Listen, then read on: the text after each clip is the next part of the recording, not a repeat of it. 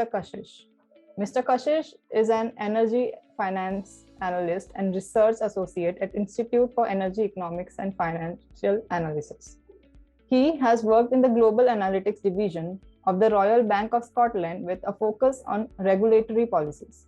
Today, he will be talking about renewable energy integration, the next big challenge for India. So let's welcome Mr. Kashish. The broader topic for this webinar, I understand, is a way forward for renewable energy. And then we know right now, with about 18 months of sort of economic lockdown because of COVID-19 pandemic, we've sort of hit India's renewable energy capacity growth has hit a rock bottom, or so to speak, hit a brick wall. And there are also quite a few short-term policy headwinds which India needs to address to actually achieve the 450 gigawatts of target by end of 2030.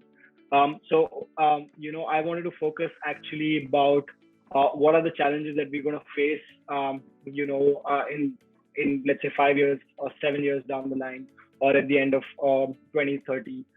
We've managed to sort of bring the cost down for solar and wind, and they are extremely competitive with coal-fired power plants. And in fact, on the variable cost basis, they are cheaper than variable costs of thermal power in India.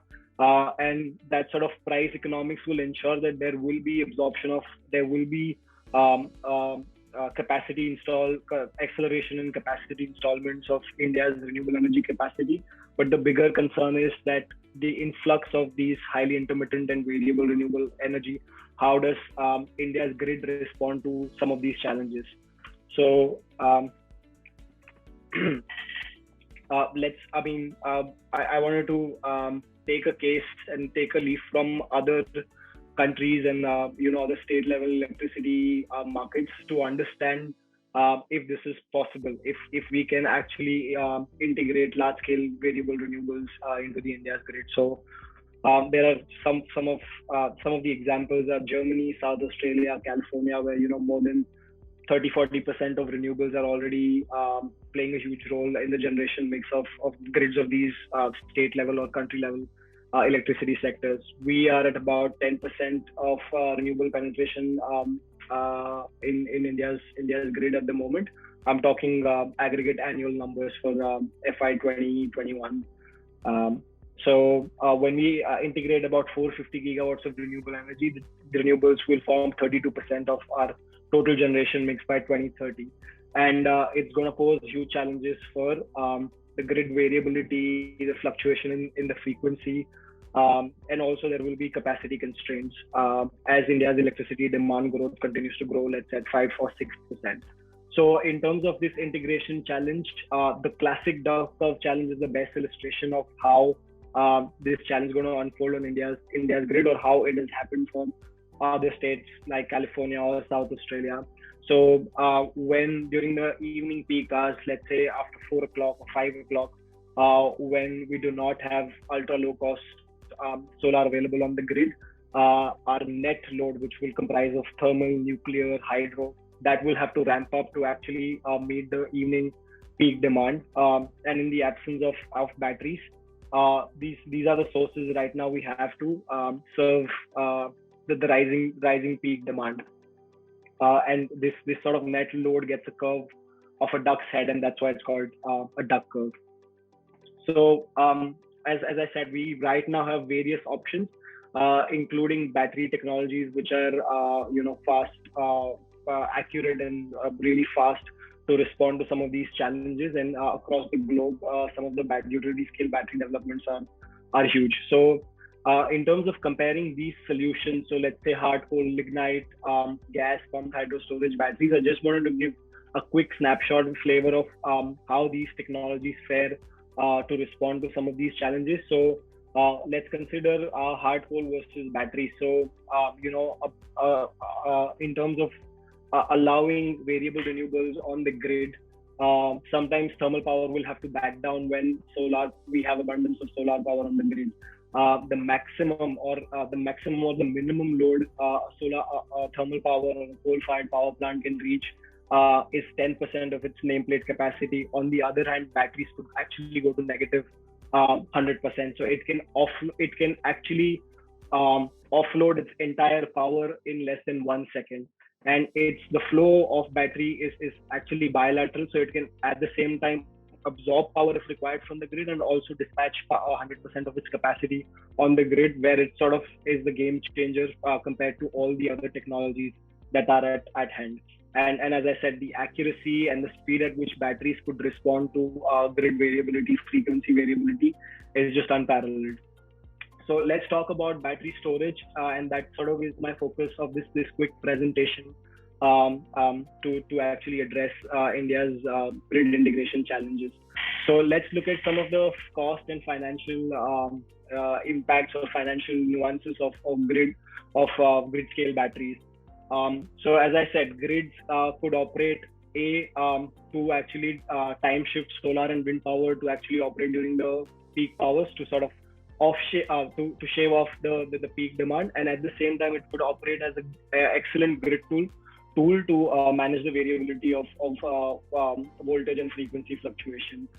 In terms of cost, over the decade, the battery storage, standalone battery storage costs have come down dramatically, somewhere north of $1,000 per kilowatt hour in 2010. Now, globally, the standalone battery storage costs are at $137, but still very prohibitive for the Indian market, even at that pricing level. But the BNF estimates that this cost could actually go down even further by 55% to reach about $58 per kilowatt hour by the end of this decade.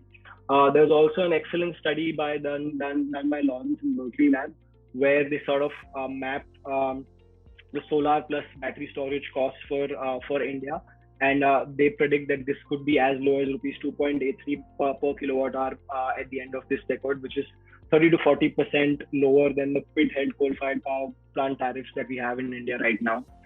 Given the sheer market size of India's electricity sector and integration of large-scale variable renewables, IEA suggests that India's battery market could be of 140 to 200 gigawatt by end of 2040. As I said, there are huge developments happening across the globe in terms of utility scale battery storage. Australia is one of the leaders in battery storage market. Now, if you can see this table, all the Australian states have announced utility scale battery storage of sizes 500 megawatt, 700 megawatt with 4 hours of storage and dispatch capacity. The beauty of this growth of the Australian battery market is that it's actually driven by market economics. It's not because this technology is it's a upcoming technology and at whatever cost they're ready to deploy it, but it's actually the market economics is working for batteries, and because there is a higher requirement of ancillary services due to high penetration of renewable energy. This is sort of driven the battery developments across Australia, and typically how these projects are being developed. So all the battery storage projects are actually put next to end-of-life coal-fired power plants. So that sort of for utilities, that becomes a transformation or a transition path where they retire the coal-fired power plants, and the battery storage projects can at the same time use the land as well as the grid connection of the existing end-of-life coal-fired power plants. If Australia is sort of the prince of the battery market, US has become the king of battery storage market. In the last quarter of 2020, the United States installed 2 gigawatt of battery capacity just in a quarter. So that's a phenomenal number. From looking at where they were a couple of years ahead in terms of capacity installation, 2 gigawatt is an excellent rise. And you can see that these batteries have actually, the growth has come in all kind of sectors, in residential, non-residential, utility scale batteries as well. When we talk of solar plus storage cost, you can see in Australia, you can see in US, they've come down to as low as $22 per kilowatt hour. When you compare this with the lowest solar tariff of India, which is at somewhere around $27 US per megawatt hour, we've got a long way to go, just to integrate solar with batteries, and it also provides an opportunity in sort of the sheer scale that battery costs can come down. Uh, not to forget that India is already on its path. We made a little steps in the right direction for battery uptake. So there are a couple of batteries that are operating, utility scale batteries that are operating. One from Tata Power and Delhi distribution business, and there is another coming up in the Andaman Nicobar Island, which is a 20 megawatt 8 megawatt of battery storage co-located with 20 megawatt of solar capacity. Also, there are some of the recent developments in terms of tenders and auctions, which are really encouraging for the India's battery storage market. So, as you all would have read about Tata's recent success in the SECI's auction to get a 50 megawatt hour battery storage project in Leh.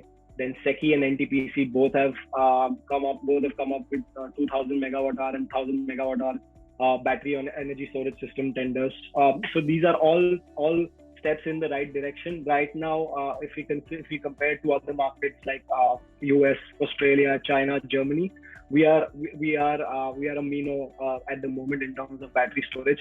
But the example of the cross fertilization for me in terms of learning from these battery market is that India's battery storage market can boom anytime if there are right policies in place.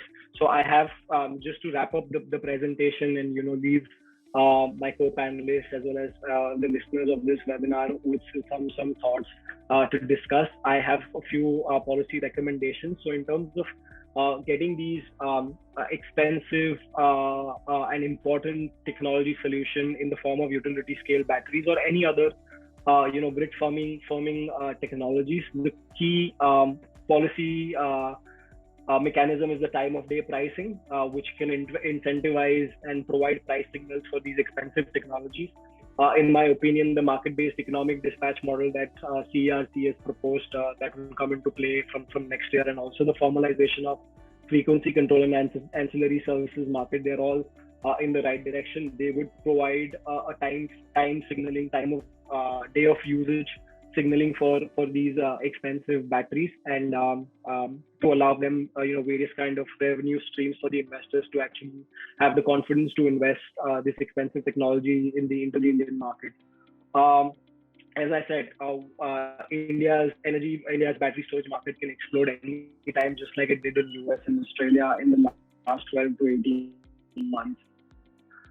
While it will take some time for battery storage to come down and become cost competitive in the Indian market, there are other options that India could actively explore, such as pumped hydro storage, gas and coal peakers, operate gas and coal-fired power plants flexibly during the peak demand hours. But that would also require some sort of time of day pricing signal. And again, as I said, MED and FCAS markets will allow that sort of price signaling. And one another important technology development that is happening across the globe is green hydrogen. It is yet far as a distant dream for India, but if we are able to build cheap, ultra low cost renewable energy capacity, even green hydrogen in maybe 10 years down the line will become cost competitive for the Indian market. So I will pause there, and that's my end of my presentation. And I'm happy to discuss and take questions on the same. Thank you.